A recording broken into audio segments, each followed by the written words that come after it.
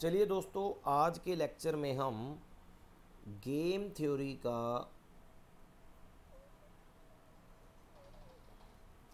Lecture number 6 आपके साथ discuss करते हैं। जैसा कि आपको पता है, आज का टॉपिक जो हमारा रहने वाला है दोस्तों, वो रहने वाला है ग्राफिकल मेथड।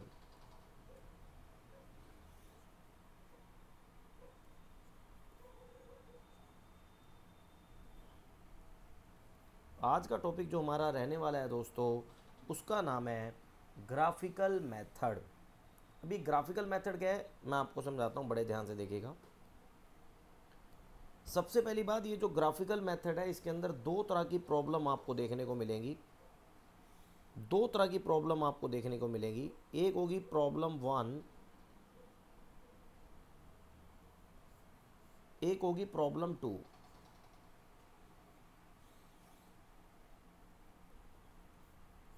देखो जी, जो प्रॉब्लम 1 होगी वो होगी दोस्तों ऐसी मैट्रिक्स जिसका साइज होगा m×2। m का मतलब number of row, number of row, और 2 का मतलब कॉलम, नंबर ऑफ कॉलम। मतलब ऐसी सिचुएशन जहाँ पर नंबर ऑफ रो तो अनलिमिटेड है लेकिन कॉलम लिमिटेड है। कॉलम वहाँ पर लिमिटेड है, दैट इज ए कॉलम 2 ही हैं। और एक दूसरी प्रॉब्लम यहाँ पर आपको देखने को मिलेगी 2×n। 2×n का मतलब जहाँ पर रो तो 2 हैं लेकिन जो नंबर ऑफ कॉलम है वो अनलिमिटेड है या 2 से ज़्यादा है। नंबर ऑफ कॉलम 2 से ज़्यादा है। तो दोनों ही सिचुएशन को हम ग्राफिकल मेथड से सॉल्व करेंगे। कैसे सॉल्व करेंगे, कैसे स्टेप होंगे, ये सारी बातें हमें सीखनी है। अब दूसरी बात, चाहे कोई m+m×2 की हो या 2×n की प्रॉब्लम हो, इन सबको सॉल्व करने के लिए हमें जिन चीज़ों की ज़रूरत है वो सबसे पहली है वही पुरानी बातें। मैक्सिमिन चाहिए, हमें पता होना चाहिए, एंड मिनीमैक्स का पता होना चाहिए। देन उसके बाद हमें डोमिनेंस रूल का पता होना चाहिए। और तीसरा हमें दोस्तों ओड मेथड का पता होना चाहिए। तब जाके हमारा पूरा ग्राफिकल मेथड कंप्लीट होगा। और ये तीनों की तीनों चीज़ें हम ऑलरेडी आपके साथ डिस्कस कर चुके हैं। अब ग्राफिकल मेथड में कौन सी प्रॉब्लम m×2 है या कौन सी प्रॉब्लम 2×n है, ये आपको समझना है। अब जनरली गेम थ्योरी में ना मेथड नहीं बताता कि किस मेथड से सॉल्व करना है, डायरेक्ट आपको मैट्रिक्स दे देगा। तो आपका काम कैसे स्टार्ट होगा, जो भी मैट्रिक्स आपके सामने दे रखी हो सबसे पहले मैक्सिमिन और मिनीमैक्स निकालो, फिर चेक करो सैडल पॉइंट एग्जिस्ट कर रहा है या नहीं कर रहा। अगर सैडल पॉइंट एग्जिस्ट कर रहा है तो सोल्यूशन वहीं पर ख़त्म हो जाता है, वही आपकी वैल्यू ऑफ गेम आ जाती है, वही आपकी बेस्ट स्ट्रेटेजी आ जाती है, प्योर स्ट्रेटेजी ख़त्म। लेकिन अगर सैडल पॉइंट एग्जिस्ट नहीं करता है तो हम मिक्स्ड स्ट्रेटेजी की तरफ मूव करते हैं। तो मिक्स्ड स्ट्रेटेजी में ये देखा जाएगा कि मैट्रिक्स के ऑर्डर का साइज क्या है। अगर वो 2×2 है तो डायरेक्ट ओड मेथड लगा के प्रोबेबिलिटी निकाल के वैल्यू ऑफ गेम लगा लो। और अगर वो 2×2 नहीं है, अगर वो 2×2 नहीं है तो डोमिनेंस रूल का यूज करके, डोमिनेंस रूल का यूज करके उसको 2×2 के साइज में कन्वर्ट करो। देन ओड मेथड का यूज करके देन उसका फिर सोल्यूशन निकाल लो।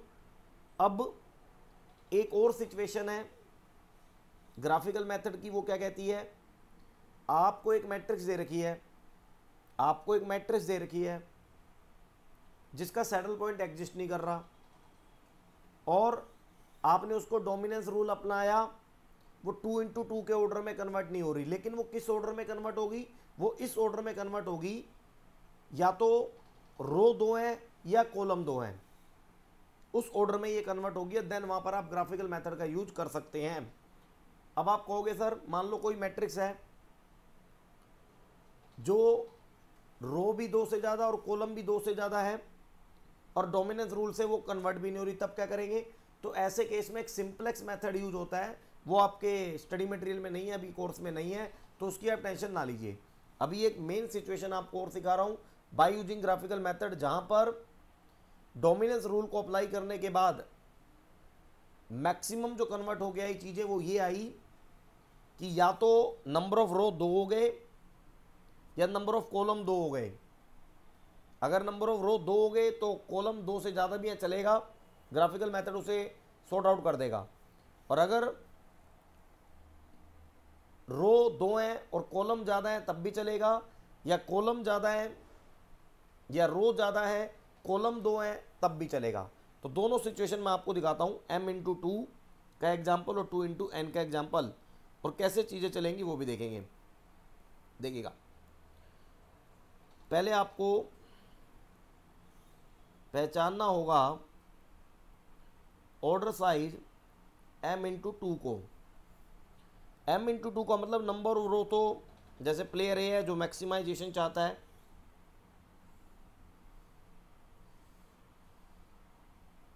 समझने के लिए आपको बता रहा हूं बस।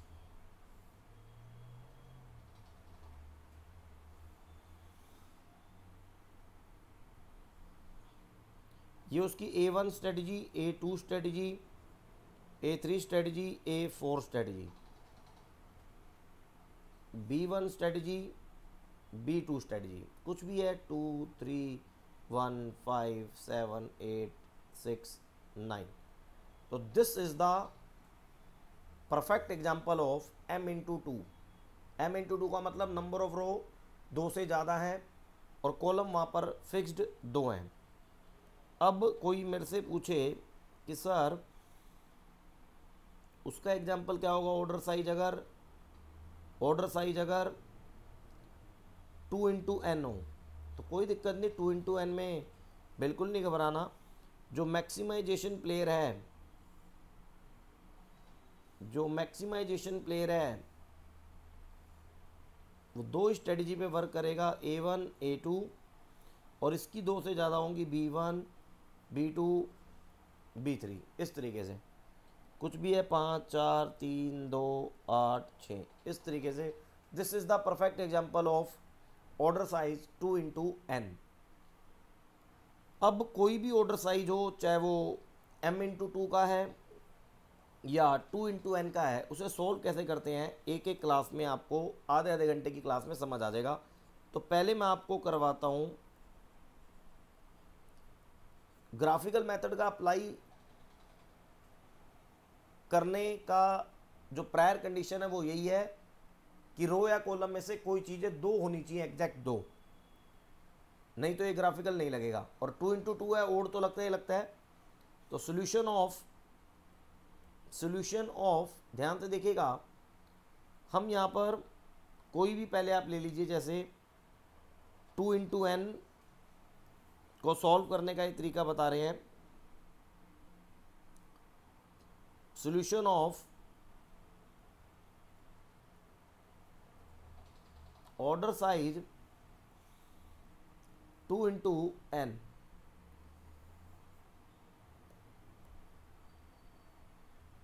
Solution of order size 2 into N की बात हम पहले यहाँ पर करते हैं, ठीक है जी। Solution of order size 2 into N की बात हम आपसे करते हैं और समझने की भी कोशिश करते हैं। जैसे ये वाली मैट्रिक्स दे रखी है हमें 1 3 12, आराम से बिल्कुल,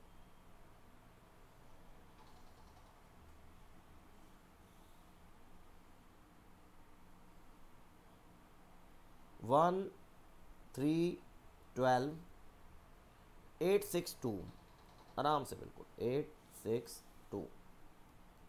मान लो इधर प्लेयर है, उधर वो मिनिमाइजेशन का प्लेयर है, प्लेयर ए पे भी ए मैक्सिमाइजेशन स्ट्रेटजी A1, तो हमने लिख लिया यहाँ पर, ठीक है।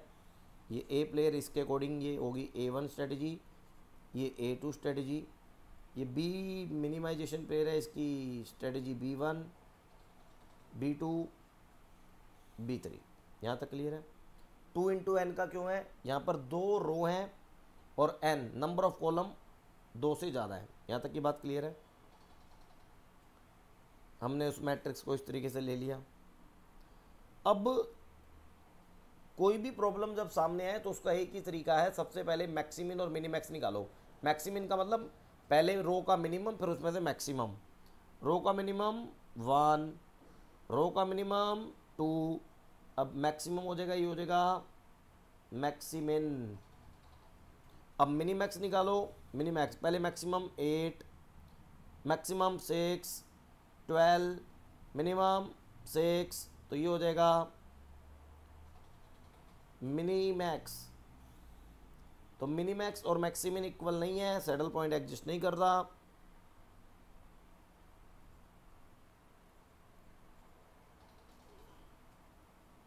Saddle point does not exist, saddle point does not exist, ये सिचुएशन हमारे सामने आ गई, saddle point does not exist. तो जब सैडल पॉइंट एग्जिस्ट नहीं कर रहा तो हम सिंपल सी बात है इसको ग्राफिकल डोमिनेंस ओड मेथड का यूज करके ही सॉर्ट आउट करेंगे। दोबारा से एक मैं मैट्रिक्स ये लिख लेता हूँ, यहाँ पर देखिएगा, दोबारा से मैंने यहाँ पर एक एज इट इज मैट्रिक्स लिख लिया है, आप मेरे साथ लिखिएगा दोबारा एक बार, कैसे अब चीज़ें मूव करेंगी वो फिर समझना है। 1 3 12 8 6 2, 1 3 12 8 6 2, 1 3 12 8 6 2। अब हम कोशिश करेंगे कि डोमिनेंस रूल लगाएं। देखो रो के ऊपर तो लगा नहीं सकते क्योंकि वो तो ऑलरेडी 2 हैं, कॉलम के ऊपर डोमिनेंस रूल लगा के कोशिश करो कि कॉलम को भी 2 × 2 में कन्वर्ट कर लो, कोशिश करो, करते हैं। 3 ज़्यादा है 6 कम है, नहीं होगा। 12 ज़्यादा है 2 कम है, नहीं होगा। भाई दोनों या तो ज़्यादा इक्वल होने चाहिए, एक ज़्यादा एक कम, तो दैट मीन्स यहाँ पर कॉलम में डोमिनेंस रूल भी नहीं लग पा रहा। अगर डोमिनेंस रूल लगता तो कॉलम को रिड्यूस करके हम 2/2 में कन्वर्ट कर लेते, देन 2/2 कन्वर्ट करने के बाद ओड मेथड का यूज करके अपना आंसर निकाल लेते। लेकिन अब डोमिनेंस रूल भी नहीं लग रहा, डोमिनेंस रूल भी नहीं लग रहा, और ऑर्डर साइज 2 × n का है ये। अब यहाँ पर ऐसी सिचुएशन में हम ग्राफिकल मेथड का यूज करके इसका सोल्यूशन निकाल सकते हैं, क्योंकि डोमिनेंस रूल लगाने के बाद भी ये सिचुएशन हमारे पास है। फर्दर इसे डोमिनेंस रूल लगा के हम और कॉलम के साइज को रिड्यूस नहीं कर सकते। अब ये हमारी A1 स्ट्रेटजी है, यस, ये हमारी A2 स्ट्रेटजी है, ये B1 है, B2 है, B3 स्ट्रेटजी है। अब डोमिनेंस रूल नहीं लग पा रहा तो अब ग्राफिकल मेथड ये कहता है चलो एक काम करो, आपके पास जो प्लेयर ए है उसकी स्ट्रेटजी तो 2 है ना, वो लिमिटेड है, या तो वो A1 यूज करेगा या वो A2 यूज करेगा या इनका मिक्स यूज करेगा। और B1 B2 B3 के बाद तो 3 स्ट्रेटजी 2 से ज़्यादा हैं। तो जो 2 स्ट्रेटजी हैं जहां पर 2 रो होंगी या 2 कॉलम होंगे, अभी 2 × n की बात कर रहे हैं तो 2 रो है, तो आप ये मानो कि पहली स्ट्रेटजी की जो प्रोबेबिलिटी है वो 0 है। मान लो हमने इसको 0 माना तो ये हो जाएगा, या x माना तो ये हो जाएगा 1 - x, ये मान लो प्रोबेबिलिटी इसकी x है। फॉर एग्जाम्पल प्रोबेबिलिटी A1 की x मान ली, प्रोबेबिलिटी A2 की अपने आप क्या हो जाएगी 1 - में x, ठीक है जी, 1 - x। अब जब A1 और A2 की ये प्रोबेबिलिटी है तो उस प्रोबेबिलिटी के बेसिस पे अगर B1 स्ट्रेटजी फॉलो होती है, अगर B1 स्ट्रेटजी फॉलो होती है तो मैं 1 × में दिस 8 × में दिस करके एक एक्सपेक्टेड पे ऑफ निकाल लूंगा। B2 अगर फॉलो होती है देन उसकी A1 A2 की प्रोबेबिलिटी पे निकाल लूंगा। B3 अगर फॉलो होती है देन फिर मैं उसकी एक्सपेक्टेड पे ऑफ एक फंक्शन निकाल लूंगा। तो सबसे पहले आपको क्या करना है ग्राफिकल मेथड में, जहां पर डोमिनेंस रूल अप्लाई अब नहीं हो रहा, 2 रो आपके सामने आ गई, कॉलम 2 से ज़्यादा है, तो वहां पर रो की प्रोबेबिलिटी x और 1 - क्या कर लो x कर लो। देन उसके बाद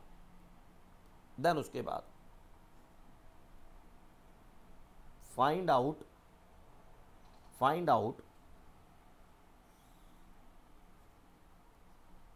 एक्सपेक्टेड, या तो प्रोबेबिलिटी को एक्स और वो तो मैंने बता दिया, फिर देन उसके बाद प्रोबेबिलिटी को, रो की प्रोबेबिलिटी को एक्स और 1 माइनस एक्स करने के बाद फाइंड आउट एक्सपेक्टेड पे ऑफ फंक्शन एंड एक्सपेक्टेड पे ऑफ फंक्शन एंड, यहाँ तक हमने कर लिया। जैसे 2 × 3 का graphical method, 2 × n matrix because, ठीक है। As shown below 2 vertical line है ड्रोन, ये अभी छोड़ दो। x1 को 0 मान लो, x1 ये भी आप छोड़ दीजिए अभी, ये डायरेक्ट ही ग्राफिकल मेथड में जा रहा है, ये डायरेक्ट आपका ग्राफिकल मेथड में जा रहा है। 1 मिनट रुकिएगा।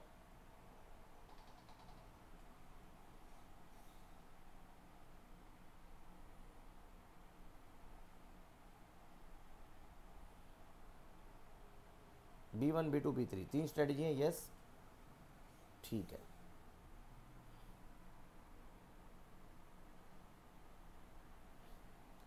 अभी उसको क्या कर रहा है छोड़ दीजिए, आप मेरी बात सुनिए आराम से, थोड़ा सा टाइम लगेगा। देखो A1 स्ट्रेटजी की प्रोबेबिलिटी x मान ली, A2 की 1 माइनस एक्स होगी। अब B1 स्ट्रेटजी पे एक्सपेक्टेड पे ऑफ फंक्शन एंड एक्सपेक्टेड पे ऑफ भी निकाल लीजिए। कैसे बताता हूं, एक्सपेक्टेड पे ऑफ कैसे निकलेगा सुनिएगा। यहां पर आ जाएगी अल्टरनेटिव स्ट्रेटजी,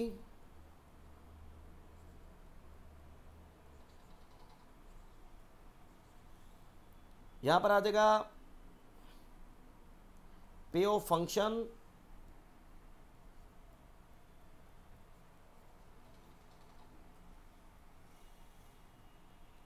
और यहां पर आ जाएगा एक्सपेक्टेड पे ऑफ।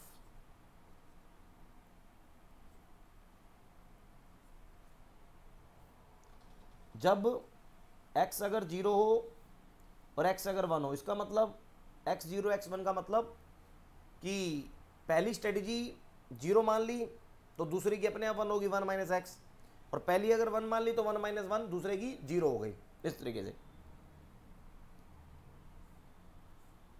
अभी देखिएगा पूरा मैं यहां पर लिखता जाऊंगा, देन आप समझेंगे। देखिएगा सबसे पहले स्ट्रेटजी है B1 B2 B3। अगर स्ट्रेटजी B1 होती है तो 1 इंटू में x, 8 इंटू में 1 माइनस एक्स, तो 1 इंटू में x प्लस 8 इंटू में 1 माइनस एक्स, तो ये फंक्शन बन गया 1x plus 8 minus 8x। Finally function बना ये 8 माइनस 7x, पहला फंक्शन बन गया। अब स्ट्रेटजी अगर B2 होती है, देन क्या होगा, B2 होती है तो 3 इंटू में x, 6 इंटू में 1 minus x, 3 into x plus 6 into 1 minus x, तो ये हो जाएगा 3x plus 6 minus 6x। Finally जो बनेगा वो 6 माइनस 3x, ये फंक्शन बन गया एक। और स्ट्रेटजी अगर B3 आती है तो होगा जी 12 into x, 2 into 1 minus x, 12 into x plus 2 into 1 minus x, तो ये 12x हो गया, ये 2 हो गया, ये 2x हो गया, तो ये हो जाएगा 2 माइनस 10x। यहाँ तक भी ठीक है। अब ये 3 की 3 स्ट्रेटजी के अंदर पे ऑफ आ गया, पे ऑफ फंक्शन विद एक प्रोबेबिलिटी। अब हम मान लेते हैं कि किसी x अगर 0, भाई फर्स्ट वाले की, फर्स्ट स्ट्रेटजी की x स्ट्रेटजी ए का प्रोबेबिलिटी है, अगर वो 0 है तो हमारा गेन क्या होगा, और अगर वो 1 है 100% उसी को यूज करें तो क्या होगा, दोनों के अंदर निकाल लेते हैं। तो ये 0 है तो यहाँ पर 8 आ गया, और ये अगर 1 है तो ये 1 आ जाएगा। x की वैल्यू 1 अगर रखे तो ये आ गया। अब अगर ये 0 है तो ये 6 आ गया, और ये 1 है तो 3 आ गया। ये 2 माइनस 10x, ये 0 है, 2 माइनस 10x का मतलब 10 क्यों प्लस का आएगा, नहीं 2 प्लस 10 है, हाँ ये 0 है तो 2 आ गया, और 1 अगर रखते हैं तो ये 13 आ जाएगा। इस तरीके से x की वैल्यू अगर 0, मतलब अगर प्रोबेबिलिटी उसकी 0 कर दें या उसकी 1 कर दें, दोनों की अलग अलग, तो दोनों ही केस में ये हमारे पास एक्सपेक्टेड। और ध्यान करना आपकी ये कैलकुलेशन सही है नहीं है, तो ये चेक करने के लिए जैसे 8 6 2 1 3 13 आया तो यहाँ पर भी सेम होना चाहिए, 8 6 2 1 3 13 एग्जैक्ट इन रो की फिगर से आपकी ये वैल्यू मैच करनी चाहिए। यहाँ तक की कैलकुलेशन सही है नहीं, इसकी वेरिफिकेशन करने के लिए यही चीज़ें फंक्शन की यहाँ पर आएंगी एज इट इज। इसका मतलब ये हुआ कि अगर B1 स्ट्रेटेजी फॉलो करेगा और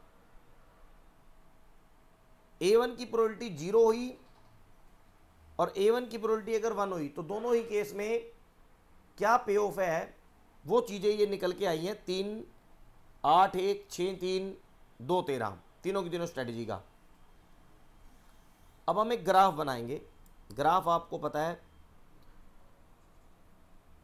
वी प्रिपेयर ए ग्राफ, आराम से।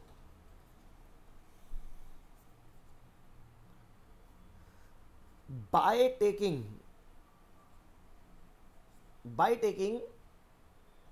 जो प्रोबेबिलिटी है ऑन एक्स एक्सिस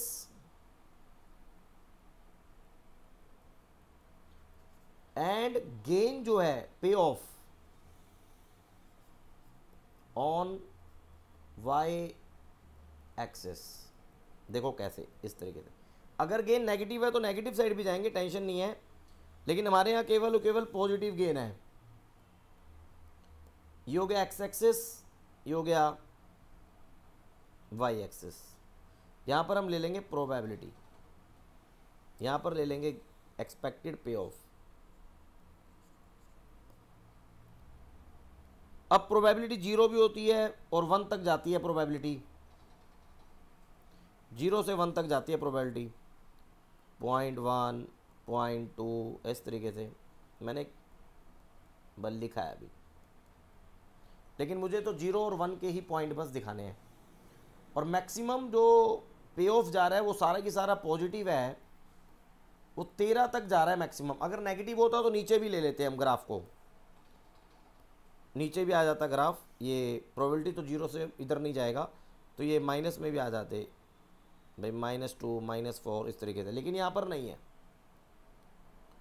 तो ये 2 4 6 इस तरीके से आप कर सकते हैं, 4 8 12 16, यहाँ पर भी 4 8 कर लीजिए, अकॉर्डिंग 13 तक जाना है क्योंकि। अब यहाँ पर हम वैल्यू प्लॉट करेंगे, ये भी पे ऑफ का पॉइंट है, 4 8 12 12 16 16 12 8 4, ये 1 की प्रोबेबिलिटी पे ऑफ और 0 की प्रोबेबिलिटी पे ऑफ। अब देखो हमारी पहली स्ट्रेटजी क्या आई थी, हमारी पहली स्ट्रेटजी आई B1 0 पे 8, 0 प्रोबेबिलिटी पे 8 और 1 पे 1। तो 0 पे 8 ये पॉइंट लग गया, 1 पे 1 तो 1 कहीं ना कहीं यहाँ लगेगा, तो इनको हमें मिला देना है और इसका नाम रख देना B1 स्ट्रेटजी, B1। अभी रुक जाइए। देन उसके बाद हमारी दूसरी स्ट्रेटजी आई थी B2। 0 पे 6, 1 पे 3, 0 पे 6 यहाँ पर आएगा कहीं ना कहीं, 1 पे 3, 3 यहाँ पर आएगा। तो ये इस तरीके से ये B2 आ गई, ठीक है। ऐसे ही एक B3 आएगी अब, 0 पे 2 और उस पे 13, ये 2 कहीं ना कहीं यहाँ होगा और 13 कहीं ना कहीं यहाँ पर होगा, तो इसको भी मिला दो, इसको भी आपको मिला देना है, इसको भी आपको मिला देना है।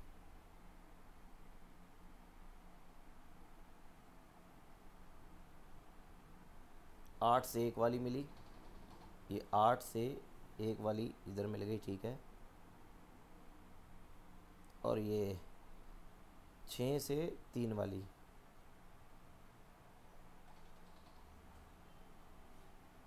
थोड़ा और नीचे जाएगा, कोई नहीं, मैं एक बार सही से लाइनें खींच देता हूँ। 8 से एक वाली, तो इस तरीके से जाएगी ये। 6 से 3 वाली, ये 6 से 3 वाली, 3 भी यहाँ कहीं होगा,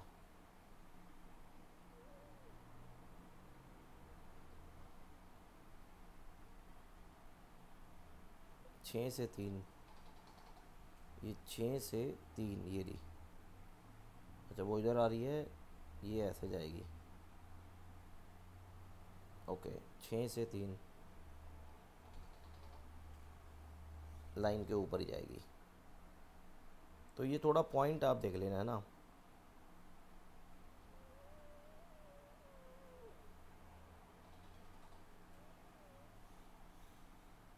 ये ऐसे होती होगी। अब 2 से 13 ये यहाँ से गई, ये इधर जाएगी, इधर इस तरीके से B1 B2, ये B3 होगी। अब देखिएगा आप बड़े ध्यान से,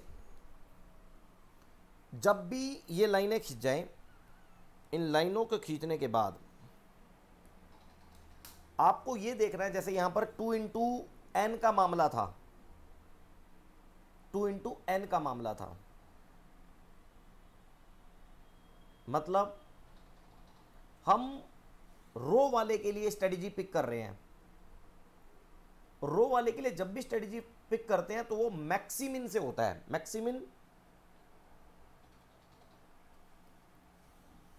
तो उस केस में आप क्या करेंगे, जो ग्राफ का लोअर एरिया है, ये वाला लोअर, ये पॉइंट, जैसे ये पॉइंट हो गया, ये पॉइंट हो गया, एक ये पॉइंट है, एक ये पॉइंट है, ये सारे लोअर एरिया को कवर करने वाले पॉइंट हैं।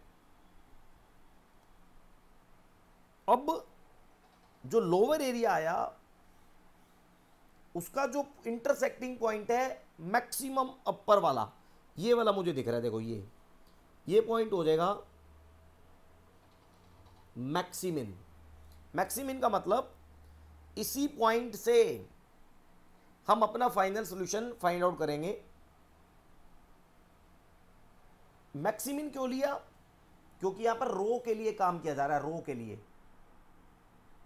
और यही अगर m इंटू 2 की होती तो अपर वाला एरिया में मिनिमम इंटरसेक्टिंग पॉइंट लेते, अपर वाले एरिया में मिनिमम लेते। लेकिन अगर रो के लिए काम किया जा रहा है, रो की प्रोबेबिलिटी फिक्स की जा रही है, तो हम मैक्सिमिन लेंगे। क्या गेन हो सकता है, मिनिमम में से मैक्सिमम, तो ये पॉइंट हो गया। अब ये पॉइंट जिन दो लाइनों से मिलकर बना है, केवल उन्हीं स्ट्रेटजी को पिक करके हम फर्दर आगे मूव करेंगे। एक तो B3 है ये, और एक B1 है, एक B3 और B1। तो यहां पर हमारी जो मैट्रिक्स आ गई, A1 A2 तो है, बस यहां पर एक B3 और B1, हाँ एक B1 आ जाएगी, एक B3 आ जाएगी। B2 को हम हटा देंगे, B2 को हम हटा देंगे, और यहां से हम वैल्यू दोबारा मैट्रिक्स में से लेंगे, B2 को हटा देंगे। 1 8 12 2, 1 8 12 2, ये आ गया 1 8 12 2। अब ये 2 इंटू 2 का मैट्रिक्स बन गया। अब आप इसे नॉर्मल ओड मेथड से फर्दर सोल्व कर सकते हैं। ओड मेथड में अब फर्दर क्या करते थे वो बता देता हूँ। ये लोअर एनवलप बोलते हैं इसे, लोअर एरिया। लोअर एरिया में जो मैक्सिमम इंटरसेक्टिंग पॉइंट होगा उसे आप ले लेंगे। 3 6 12 2, यही करा हमने। 3 6 12 2, एक मिनट 3 6 12 2, 3 6 12 2 ले रहा है ये, 3 6 12 2, और हमने लिया 1 8 12 2। किस दो लाइनों से मिलके बना इंटरसेक्टिंग पॉइंट, देख लो भाई एक बार, ग्राफ कहाँ है, किन दो लाइनों से मिलकर बना वो देखना पड़ेगा भाई थोड़ा। ये तो है B3 पक्का, अच्छा B1 है ये, ना ना ना ना ना ना, ये B1 नहीं है, B2 है ये वाली लाइन, थोड़ा ध्यान से भाई। ये वाली लाइन जो है ना, ये वाली लाइन B2 है, ये B2, तो B2 है ये, B2 not B3, not B1, B2। तो ये आपको थोड़ा सा देखना, जिन दो लाइनों से वो इंटरसेक्टिंग पॉइंट होगा मैक्सिमिन, उसे आपको लेना है। तो 3 6 12 2, 3 6 12 2। अब उसके बाद ओड मेथड नॉर्मल वे में लगा दो, आंसर आ जाएगा। 3 और 12 9, 9 यहाँ पर, 6 और 2 4 यहाँ पर, 3 और 6 3 यहाँ पर, 12 और 2 10 यहाँ पर। और ध्यान रहे ये हमारा सही है नहीं, इसका टोटल हमेशा इक्वल आने, 10 और 3 13, 9 और 4 13। अब प्रोबेबिलिटी निकाल लीजिए, प्रोबेबिलिटी PA1 की, 4 ऊपर 13 नीचे। प्रोबेबिलिटी PA2 की, 9 ऊपर 13 नीचे। प्रोबेबिलिटी B2 की, प्रोबेबिलिटी B2 की 10 ऊपर 13 नीचे। प्रोबेबिलिटी B3 की, 3 ऊपर 13 नीचे। यहाँ तक भी ठीक है। अब इसके बाद एक आती है वैल्यू ऑफ गेम, तो उसके अंदर क्या करते हैं वो आपको पता है। 3 को 4 से मल्टीप्लाई, 6 को 9 से मल्टीप्लाई, 3 को 4 से सारा काम ऑलरेडी कर चुके हैं, 6 को 9 से मल्टीप्लाई, डिवाइड बाय दोनों का टोटल वही 13। तो ये आ जाएगा 12 और 54, 66 divide by 13। This is the value of game. Sum of the odd वही है, 4 बड़े 13, 9 बड़े 13, 10 बड़े 13, 3 बड़े 13, यही है वैल्यू ऑफ गेम। 66 बड़े 13, 66 बड़े 13। अब जो स्ट्रेटजी नहीं आई उसकी प्रोबेबिलिटी क्या कर देंगे, 0 कर देंगे। बस यही आपको एक छोटी सी बात क्या ध्यान देनी है, अंडर 2 इंटू एन के मैट्रिक्स में देखिएगा, under 2 into N, under 2 into N we worked for maximizing player, ठीक है। we assume probability of each row, ठीक है। after preparation of graph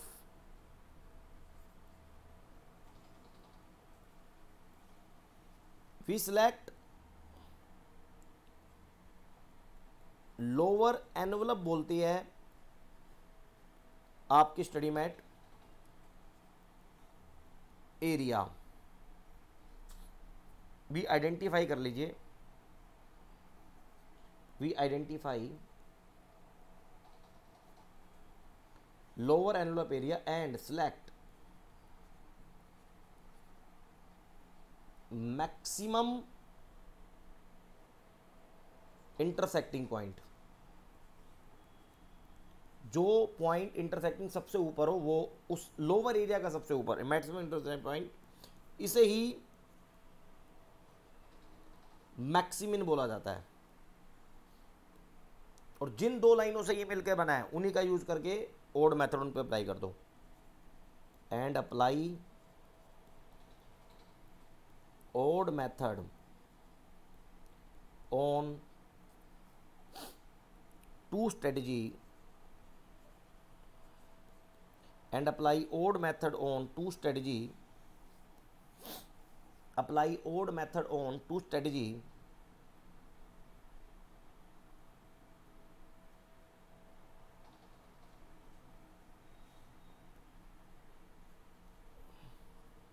which generate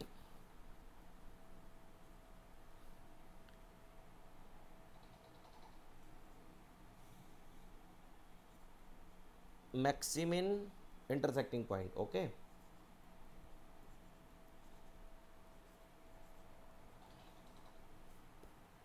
तो ये 2 इंटू एन के केस में। अब 2 इंटू एम का केस अगली क्लास में कराऊंगा, होगा क्या पहले बता देता हूं। 2 इंटू ये तो हो गया 2 इंटू एन। अब होगा एम इंटू 2 का केस।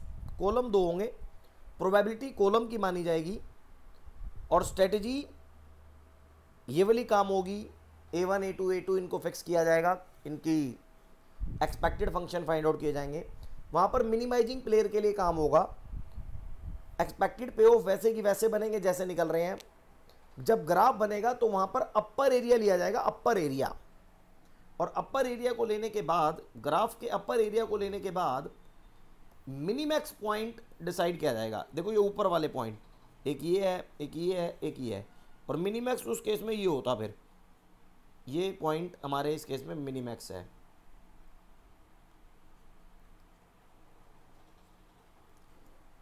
ऊपर वाले अपर एनवलप एरिया का मिनिमम वाला पॉइंट आपको पिक करना है, देन आगे बढ़ जाना है।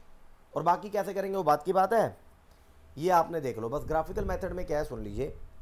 ग्राफिकल मेथड के अंदर सबसे पहले ये कंडीशन है कि रो या कॉलम में से कोई एक दो होने चाहिए, और डोमिनेंस रूल अप्लाई करके हम फर्दर उसे 2 इंटू 2 में कन्वर्ट नहीं कर रहे, तो देन वहाँ पर फिर एक की प्रोबेबिलिटी x, दूसरे की 1 माइनस एक्स, एक्सपेक्टेड फंक्शन निकाल के, एक्सपेक्टेड पे ऑफ निकाल के, 0 प्रोबेबिलिटी और 1 प्रोबेबिलिटी मान के एक ग्राफ बना लो।